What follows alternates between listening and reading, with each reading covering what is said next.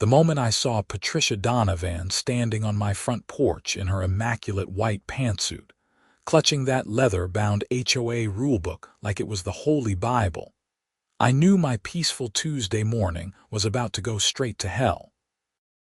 I opened the door halfway, blocking the cold January air from rushing into my living room. "Can I help you, Patricia?" Her lips pursed so tightly they practically disappeared into her face. "Mr. Turner, I'm here on official Meadowbrook Estates Homeowners Association business. You have exactly 48 icicles hanging from your roof's southern edge, which violates Section 7.3, Paragraph B of our community guidelines regarding winter aesthetic maintenance." I blinked at her, then looked up at my roof where several perfectly natural icicles had formed after last week's snow and subsequent sunny days. "You counted them. 48, she repeated, her voice sharp enough to cut glass. "Each one is a potential hazard and an eyesore. You have 72 hours to remove them, or you'll be fined $500. Patricia, they're icicles. They'll melt when the weather warms up in a few days." She thrust a printed notice into my hands, complete with photographs she must have taken from my front yard. The woman had actually documented my roof icicles, like she was gathering evidence for a murder trial. 72 hours, Mr. Turner. The HOA board voted unanimously on this matter. Before I could respond, she pivoted on her sensible heels and marched back to her BMW, which she'd parked at an angle that blocked half my driveway. I watched her drive away, then looked down at the notice.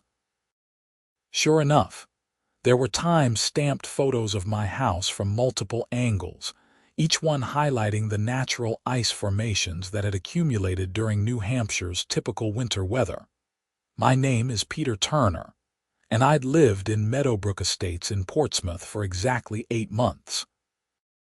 I'd moved here from Boston after landing a job as an architect with a firm in downtown Portsmouth.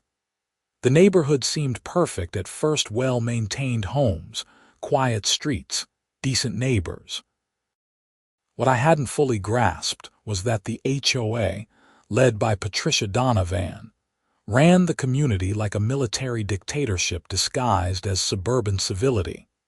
I called my neighbor, Gary Martinez, who'd lived here for 5 years and had warned me about Patricia during my first week. "She fined me for icicles," I said when he picked up. Gary laughed, but it wasn't a happy sound.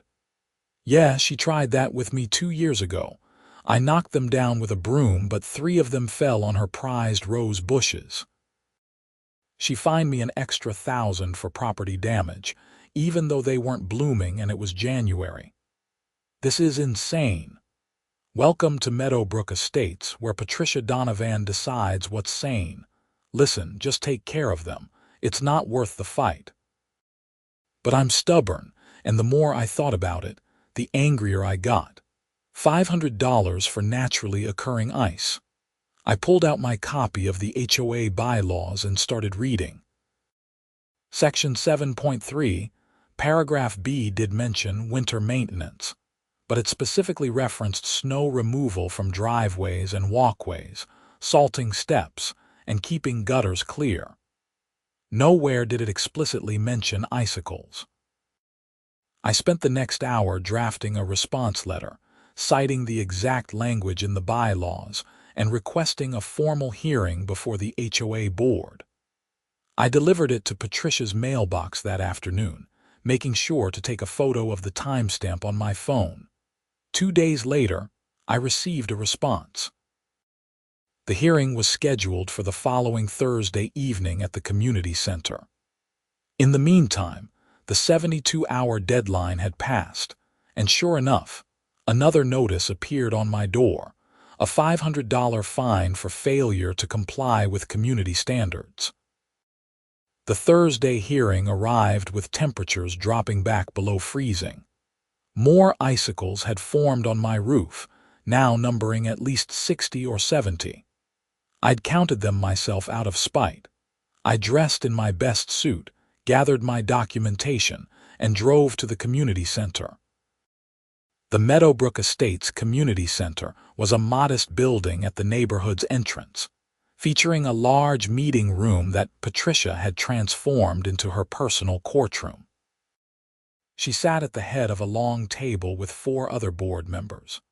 Donald Whitmore, a retired accountant who seemed to exist solely to agree with Patricia. Margaret Chen, a timid woman who rarely spoke.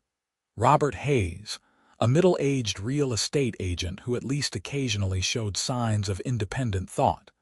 And Linda Foster, Patricia's best friend and fellow enforcer of arbitrary rules. About 15 other residents sat in folding chairs arranged in rows, most of them looking like they'd been forced to attend. I recognized a few faces from neighborhood gatherings. "Mr. Turner," Patricia began, not bothering with pleasantries, "you've requested this hearing to dispute your fine. Please state your case." I stood, holding my folder of documents. "I'm disputing the fine on the grounds that Section 7.3, Paragraph B doesn't actually prohibit icicles. The language specifically addresses snow removal and gutter maintenance. Icicles are a natural winter phenomenon that form regardless of how well maintained a property is." Patricia's smile could have frozen the Atlantic Ocean. "Section 7.3, Paragraph B states that homeowners must maintain winter aesthetics and safety standards. Icicles are both unsightly and dangerous. They could fall and injure someone." "The section doesn't mention icicles," I repeated. "You can't fine people for violating rules that don't exist." Donald Whitmore cleared his throat. "The board has interpretive authority over all bylaws. We've determined that icicles fall under winter maintenance." "That's convenient," I said, unable to keep the sarcasm from my voice. "So the board can just interpret anything however they want. What if I interpret Section 3.2 about lawn maintenance to mean Patricia needs to paint her grass blue?" Several residents chuckled. Patricia's face flushed red. "Mr. Turner, you're out of order. I'm literally stating facts and asking questions." Robert Hayes leaned forward. "Look, Peter, I understand your frustration, but the board has been consistent about winter maintenance. Several other homeowners have received similar notices." "Have they paid the fines?" Silence. That was my answer. Most people had simply complied to avoid Patricia's wrath. "The fine stands," Patricia declared, banging her gavel, an actual wooden gavel she'd purchased specifically for these meetings. "You have 2 weeks to pay $500 and remove the icicles, or the fine increases to $1,000. This hearing is adjourned." I drove home that night so angry I could barely see straight. The temperature had dropped to 15 degrees, and more snow was forecast for the weekend. Those icicles weren't going anywhere, and I'd be damned if I was paying $500 for Patricia's power trip. The next morning, I woke up to my phone ringing. It was my friend Marcus Webb, a lawyer who specialized in property law. I'd texted him about the situation the night before. "Peter, I read through the documents you sent," Marcus said. "You're absolutely right. The HOA is overstepping. That bylaw doesn't cover icicles. So what can I do? You can fight it, but it'll cost you legal fees that probably exceed the fine. These HOA battles are expensive and time-consuming.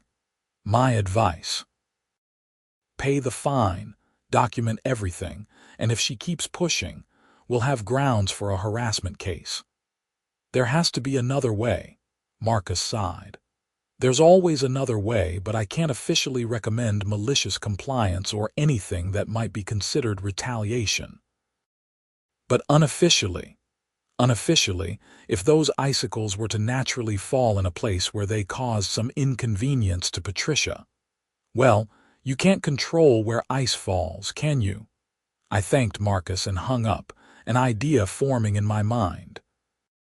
It was petty, possibly childish, But Patricia had pushed me past the point of caring about taking the high road over the weekend. The predicted snowstorm hit Portsmouth hard.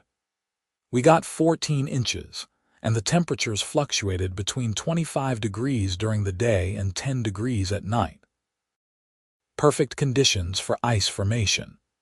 By Monday morning, my roof looked like something from a winter postcard, with icicles hanging everywhere, some of them 3 or 4 feet long. Patricia's car caught my attention during my morning coffee.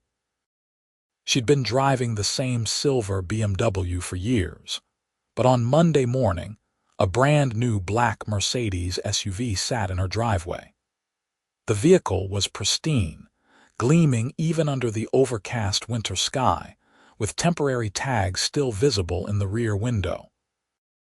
I watched through my kitchen window as Patricia came out of her house, walked around her new car, and literally caressed the hood like it was a beloved pet. She spent 10 minutes wiping away invisible specks before driving off to whatever important HOA business demanded her attention. That's when the plan crystallized. My house sat on a corner lot, and my driveway ran along the side where most of those icicles had formed. Patricia drove past my house every single day on her way to and from her various errands and meetings. She always took the same route because it was the most direct path to the main road. I couldn't control where icicles fell. They were ice, after all, subject to the laws of physics and thermodynamics. But I could control whether I did anything to prevent their natural falling pattern. If the sun hit them just right, if the temperature rose just enough, gravity would do what gravity does. Tuesday morning, I called in sick to work. The forecast predicted sunny skies and temperatures climbing to 38 degrees. Perfect melting weather. I set up my home office in the front room with a clear view of the street and waited. Patricia left her house at 9 o'clock, presumably for her morning Pilates class. She drove past in her new Mercedes without incident. The icicles were still solid. By 11, the sun had shifted, hitting the southern edge of my roof directly. I could see the icicles beginning to drip. Water ran down their lengths, pooling at the tips before falling in steady drops. At 1:15, I heard Patricia's car approaching. She always drove exactly 25 miles per hour through the neighborhood, 5 miles below the posted limit, probably hoping to catch someone speeding so she could report them. The timing was perfect. As her Mercedes rolled past my driveway, the warm afternoon sun combined with the water saturation reached critical mass. The physics were beautiful, really. The larger icicles began to detach from the gutter, their weight finally exceeding the adhesion of ice to metal. The first one fell like a spear, shattering on the driveway with a crack that echoed through the quiet street. Patricia must have heard it because her brake lights flashed. Then the second one fell, and the third, and suddenly it was like a frozen waterfall cascading from my roof. 4 massive icicles, each at least 3 feet long and thick as my forearm, crashed directly onto the hood and roof of Patricia's brand new Mercedes. The sound was spectacular sharp cracks mixed with the crunch of metal and the tinkling of ice shards scattering across pavement. Patricia slammed on her brakes, stopping her car right in the middle of the street. I stepped onto my front porch, coffee mug in hand, feigning surprise. She exploded out of her car, her face transitioning from white to red so fast I worried she might stroke out. "What have you done?" "Me." "I haven't done anything. The icicles fell. Natural phenomenon." I sipped my coffee, maintaining an expression of innocent concern. "Is your car okay?" The hood had 2 significant dents where the largest icicles had hit.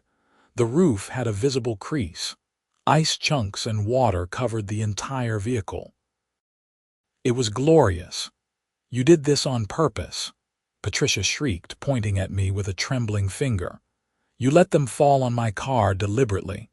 Patricia, I can't control when ice falls from my roof. That's physically impossible. In fact, I believe you recently sent me a notice about how dangerous these icicles are. You were absolutely right. They are quite hazardous. I'll sue you for property damage, I shrugged. You're welcome to try. But you'll need to prove I somehow controlled when natural ice formations fell from my roof due to temperature fluctuations and sun exposure. I'm not a wizard, Patricia. I'm just a homeowner dealing with winter weather, trying to maintain appropriate aesthetic standards. Several neighbors had emerged from their houses, drawn by the commotion. Gary Martinez stood on his front step, not even bothering to hide his grin. Mrs. Peterson from 2 houses down had her phone out, recording the scene. Patricia saw the audience and seemed to remember her position. She straightened her jacket and lowered her voice, though it still carried across the street. This isn't over, Mr. Turner, not by a long shot. She got back in her car and drove away, leaving a trail of ice chunks and water in her wake. I finished my coffee and went back inside, feeling more satisfied than I had in weeks. That evening, I received an email from the HOA. The fine had been increased to $2,000. I was now being cited for willful negligence, property damage, and harassment of board members. The email also informed me that an emergency board meeting had been scheduled for the following Monday to discuss additional disciplinary measures. I forwarded the email to Marcus, who called me within 10 minutes. Peter, what did you do? I let nature take its course. Uh-huh. And did nature take its course all over Patricia's new Mercedes? I can neither confirm nor deny the path of falling ice. Marcus laughed despite himself. Okay, this is going to escalate. She's going to push for more fines, possibly even a lien on your property if she can get the board to agree. You need to decide how far you're willing to take this. She started this fight over icicles, Marcus. Icicles. I'm not letting her bully me into paying thousands of dollars for natural weather phenomena. Then we're going to war with an HOA board. I hope you're ready. I spent the weekend preparing. I printed every relevant section of the HOA bylaws, researched New Hampshire property law, and compiled a timeline of every interaction with Patricia since I'd moved in. I also set up a security camera pointed at my front yard and driveway. If Patricia wanted to escalate, I'd have documentation. Monday's emergency meeting drew a much larger crowd.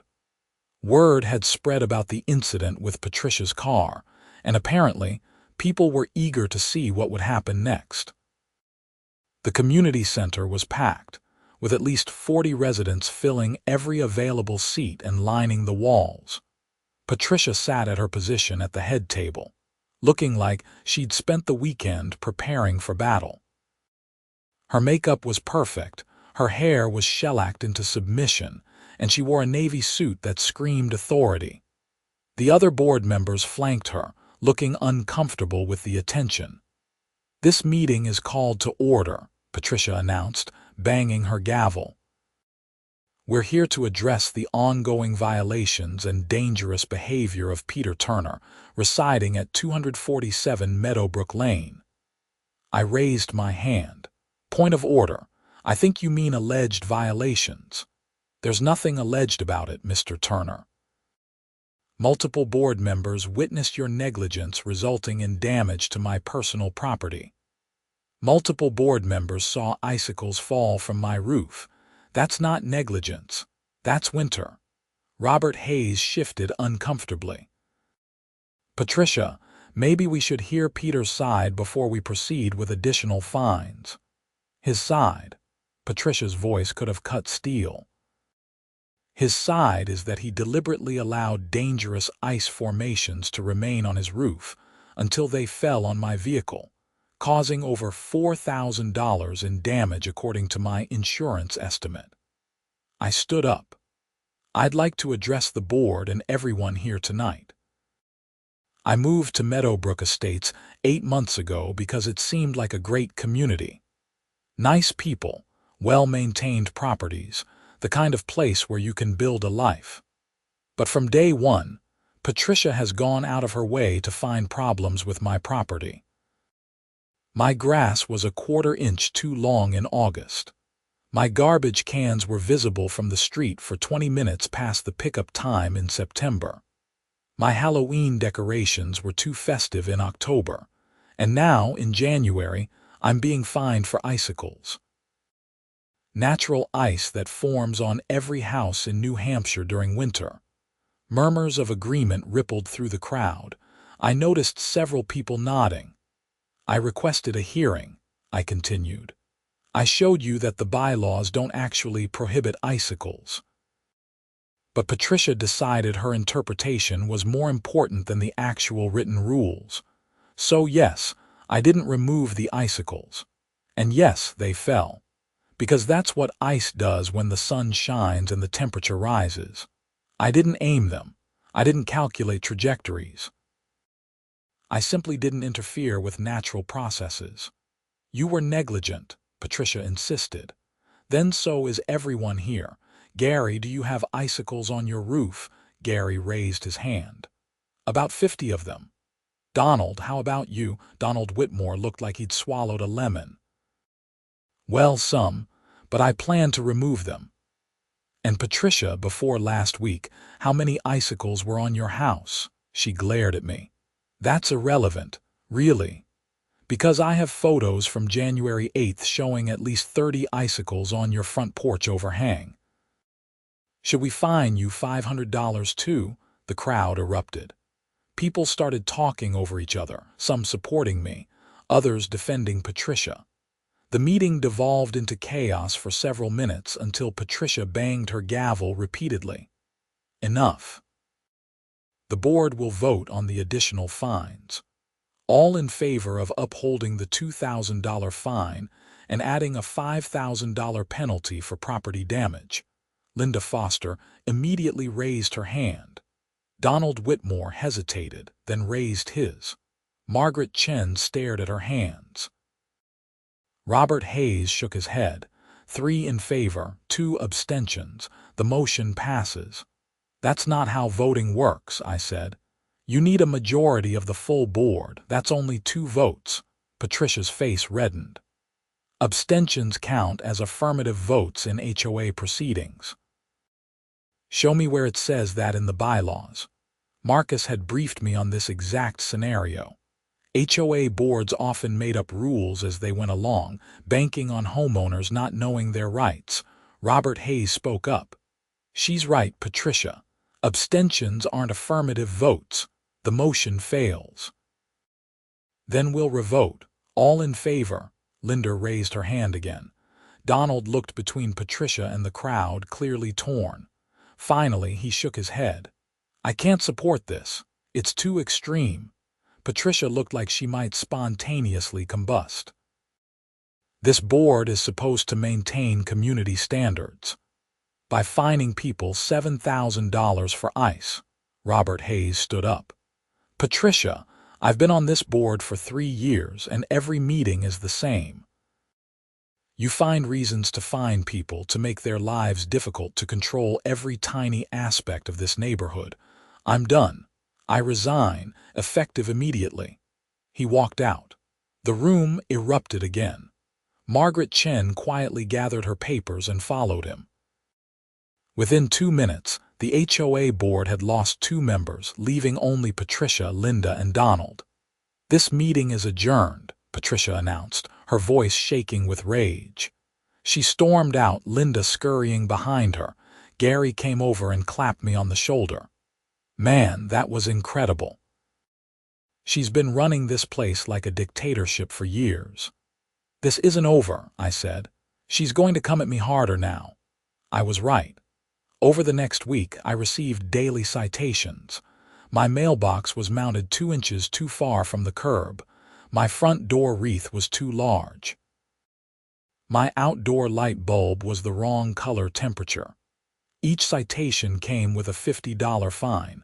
I documented everything and sent it all to Marcus. "She's harassing you," he said.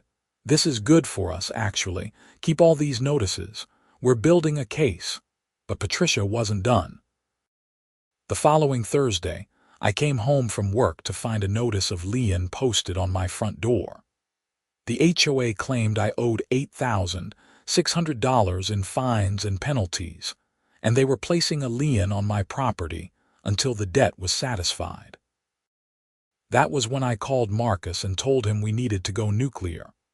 "I'll file a cease and desist letter and a harassment complaint," Marcus said. "But Peter, you need to know this could get expensive. Legal fees add up fast." "I don't care. She's not going to bully me out of my home." Marcus drafted a cease and desist letter that afternoon, outlining every instance of Patricia's harassment and demanding the HOA remove all illegitimate fines within 14 days. He sent it via certified mail and email to ensure delivery. Patricia's response came within 24 hours. She filed a restraining order against me, claiming I'd threatened her and damaged her property. The court date was set for 2 weeks out. I'd never been involved in any legal proceeding before, and the idea of standing before a judge made my stomach churn. But Marcus assured me we had documentation to counter every claim.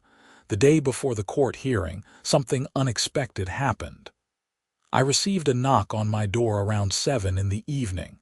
When I opened it, Margaret Chen stood on my porch looking nervous. "Can I come in?" she asked quietly. I let her inside, offering her coffee, which she accepted. We sat at my kitchen table and she pulled out a folder stuffed with papers. "I need to show you something," Margaret said. "I should have spoken up months ago, but Patricia can be very intimidating." She spread the papers across the table. They were HOA financial records, meeting minutes, and email correspondence. As I read through them, my anger transformed into something else entirely. Patricia had been embezzling money from the HOA for at least 2 years.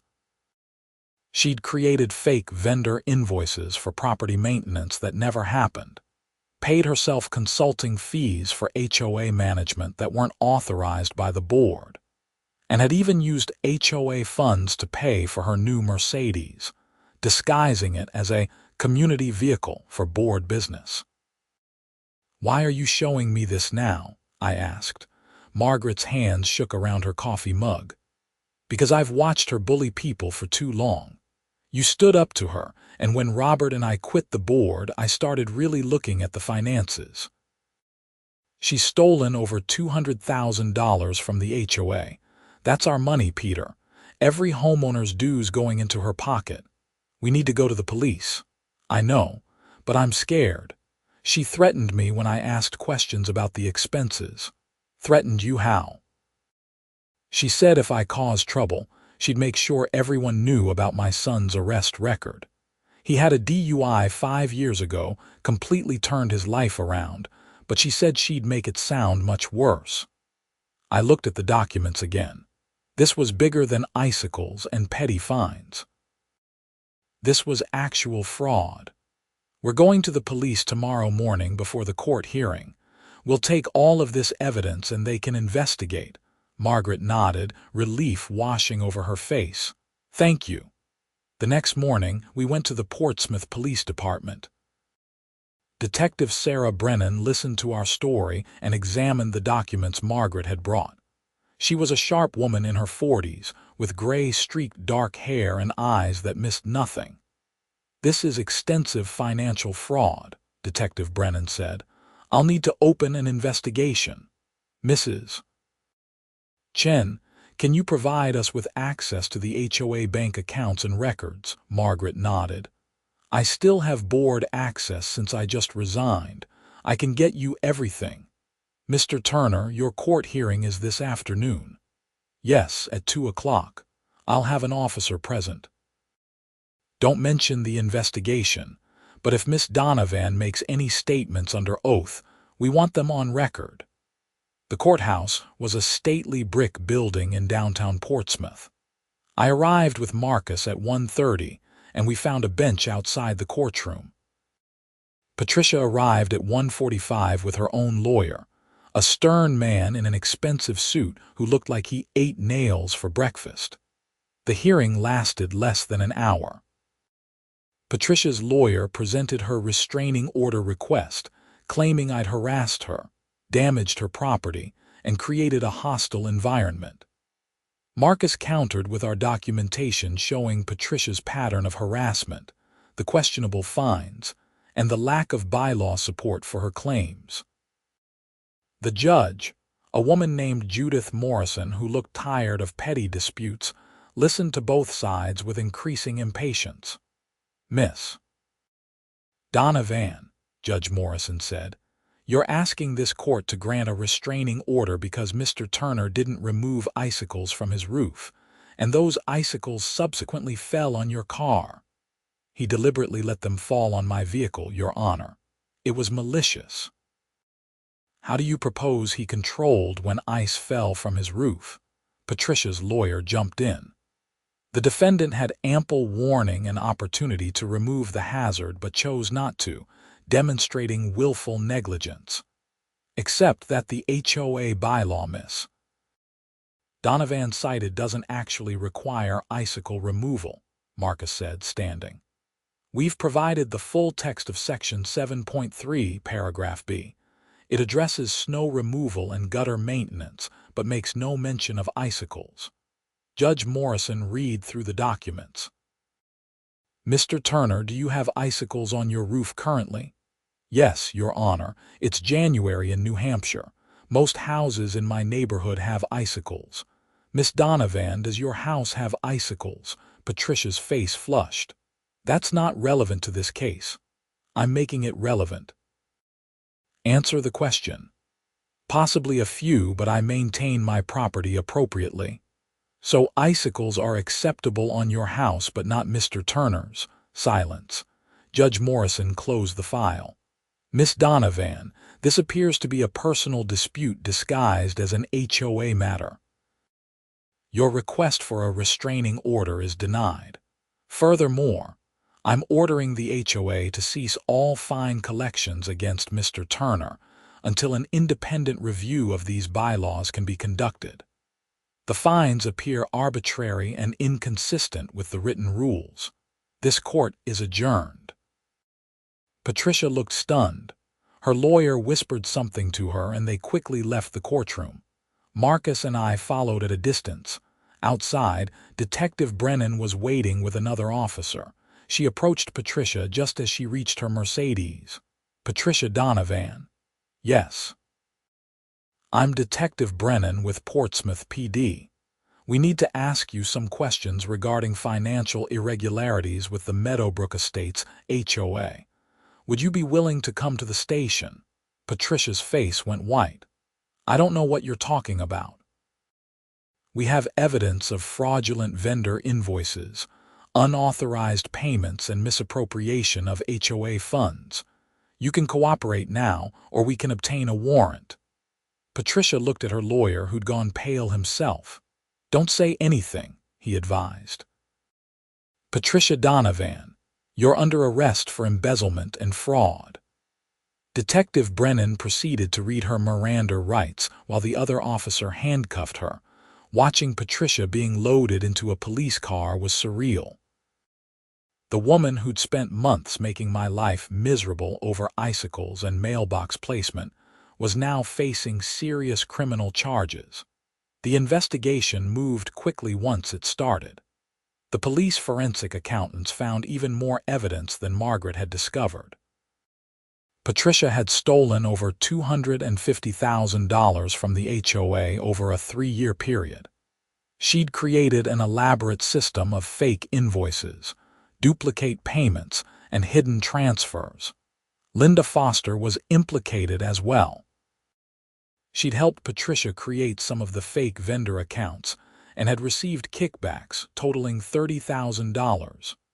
Both women were charged with multiple counts of fraud, embezzlement, and theft. The neighborhood was in shock. People I'd barely spoken to came by to apologize for not standing up to Patricia sooner. Gary brought over a six-pack of beer, and we sat on my front porch despite the cold, watching the icicles drip in the afternoon sun. "You know what's crazy?" Gary said. "All of this started because of ice." "Not really," I replied. "It started because Patricia needed to control everything. The icicles were just her excuse to flex her power." "Yeah, but you're the first person who didn't just roll over and take it. The rest of us were too scared or too tired to fight." Over the next few months, the legal proceedings played out. Patricia pleaded guilty to multiple charges in exchange for a reduced sentence. She got 4 years in prison and was ordered to pay full restitution to the HOA. Linda Foster got 18 months and probation.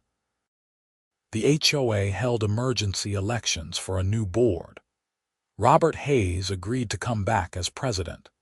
They hired an independent management company to handle the finances and implemented new oversight procedures. One of their first acts was to revise the bylaws, removing vague language and arbitrary rules. The $500 fine for Icicles was officially struck from the books, along with about 40 other ridiculous regulations Patricia had invented over the years.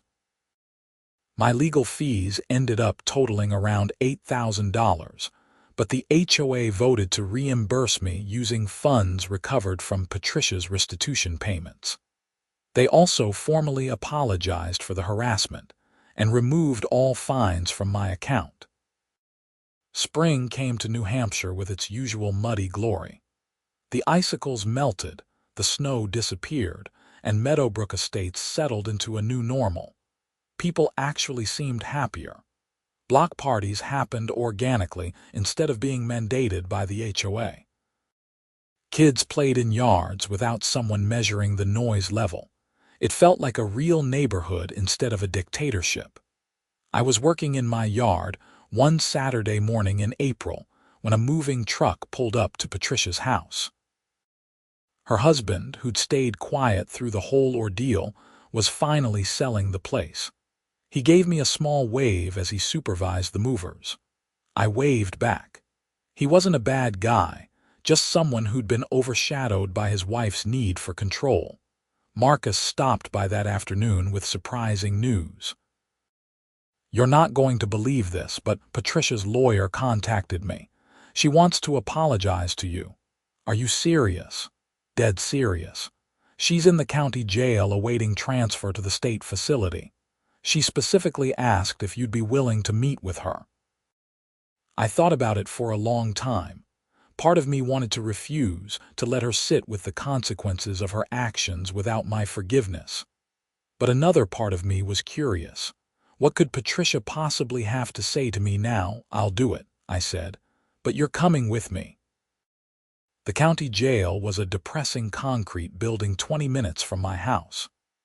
After going through security, Marcus and I were led to a visiting room where Patricia sat at a metal table, wearing an orange jumpsuit that seemed to have aged her 10 years. She looked up when I entered and I barely recognized her.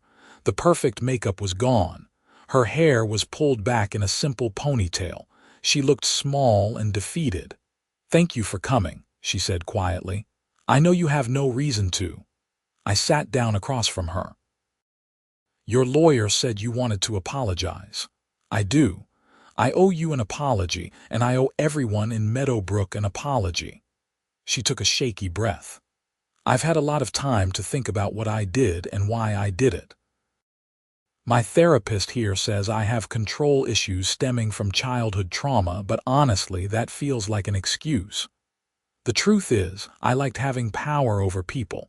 It made me feel important. Important enough to steal $250,000. She flinched. That started small. Just a little here and there, convincing myself I deserved it for all the work I did managing the HOA. Then it snowballed and I couldn't stop. Every time someone challenged me, I felt like I was losing control, so I'd push back harder. "You made my life hell over Icicles, Patricia." "I know. And I'm sorry. You stood up to me, and instead of respecting that, I tried to crush you. I saw your refusal to submit as a threat to everything I'd built. I couldn't let you win because if you won, everyone would realize I wasn't actually in charge of anything. I was just a bully with a gavel. We sat in silence for a moment. I'd expected to feel satisfaction seeing her like this, but mostly I just felt sad. This woman had destroyed her own life and hurt so many people because she couldn't handle not being in control. I accept your apology, I said finally. I hope you get help and find a way to make amends. I'm trying. I've already started working with the prosecutors to ensure full restitution gets paid. My lawyer is selling assets, including the Mercedes. She laughed bitterly. The car you destroyed with Icicles. I paid for that with stolen HOA money, so it's fitting that it'll go back to make people whole. As Marcus and I drove home, I felt lighter somehow. Patricia's apology didn't undo the stress and harassment, but it provided closure. She was getting punished for her crimes, and the neighborhood was healing. That summer, Meadowbrook Estates held its first community barbecue under the new HOA board. Robert Hayes grilled burgers while his wife organized games for the kids. Gary brought his famous potato salad. Mrs. Peterson set up a dessert table that could have fed an army. I stood with a plate of food, watching neighbors laugh and talk without fear of arbitrary fines or rules. Kids ran through sprinklers without someone measuring the grass length. Someone's dog barked happily without triggering a noise complaint. Not bad, right? Robert Hayes said, walking over with a beer. This is what an HOA should be. People looking out for each other, not one person looking down on everyone else. Agreed. Thanks for stepping back up to lead this. Thanks for having the guts to fight back. You saved this neighborhood, Peter. We were all too beaten down to see how bad it had gotten. As the sun set over Portsmouth, turning the sky orange and pink, I thought about how differently things could have turned out. If I just paid that first $500 fine, Patricia would still be running Meadowbrook Estates like her personal fiefdom. She'd still be stealing money and bullying residents, but I didn't pay the fine. I stood my ground over something as simple and natural as winter ice, and that small act of defiance had exposed a much larger problem. The following winter brought more snow and more icicles. They formed on my roof again, glittering in the sunlight, dripping in the afternoon warmth. No one sent me a citation. No one took photos of my house. No one threatened fines. They were just icicles, doing what icicles do, and that was perfectly fine. I did make one change, though. I bought a roof rake specifically designed for removing snow and ice safely from the ground. Not because I had to, but because I wanted to. When icicles formed near my walkway where someone might actually get hurt, I'd knock them down. When they formed over my driveway where the only thing at risk was my own car, I let them be. One February morning, I was clearing some ice from my front gutter when Gary walked by with his dog. Hey Peter, you know the new people who bought Patricia's house?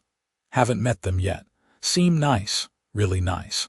They have a kid and a golden retriever, normal people. But here's the funny part. They have more icicles on their roof than anyone in the neighborhood. Like, massive ones. Did anyone say anything? Gary grinned. Robert stopped by to welcome them and mentioned they might want to be careful with them.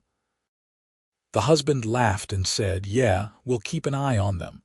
But they're just icicles, right? Robert agreed and moved on. Can you imagine Patricia handling that? I couldn't help but laugh. The neighborhood had learned its lesson. Marcus called me one afternoon in March with a final update. Patricia's restitution payments are on track. The HOA should be fully reimbursed within 5 years. Linda Foster is out of jail and moved out of state. And you'll never believe this, but Patricia's husband filed for divorce. He's apparently dating Mrs. Chen. Margaret Chen, from the HOA board. The very same. They connected during the investigation, bonded over both being controlled by Patricia in different ways. They went public with it last week. Life had a funny way of working things out. Patricia had tried to control everything and everyone around her, and in the end, she'd lost it all. Meanwhile, the people she'd bullied and manipulated were moving forward, building healthier lives and relationships. I finished my own house projects that spring. The architecture firm had promoted me to senior designer, and I was working on several high-profile projects around Portsmouth. My house became exactly what I'd wanted when I moved in. A home, not a showpiece, a place to live comfortably without fear of arbitrary rules. The Meadowbrook Estates HOA still existed, but it functioned the way it was supposed to. They maintained common areas, organized community events, and enforced reasonable rules about actual safety hazards. The monthly newsletters highlighted neighbor achievements instead of violation citations. The community center hosted yoga classes and book clubs instead of kangaroo courts. One evening in late April, I was sitting on my front porch with a glass of wine, enjoying the mild weather when Robert Hayes walked by. "Got a minute?" he asked. "Sure, have a seat." He settled into the chair next to me. "The board has been talking and we want to do something for you. A formal recognition of how you stood up for residents' rights and helped expose the corruption." "That's not necessary." "It is, though. You could have just moved. Plenty of people would have. Instead, you fought, and it cost you time and money and stress. We want to name the community center garden after you. Nothing huge, just a small plaque and some nice landscaping. A reminder that standing up for what's right matters."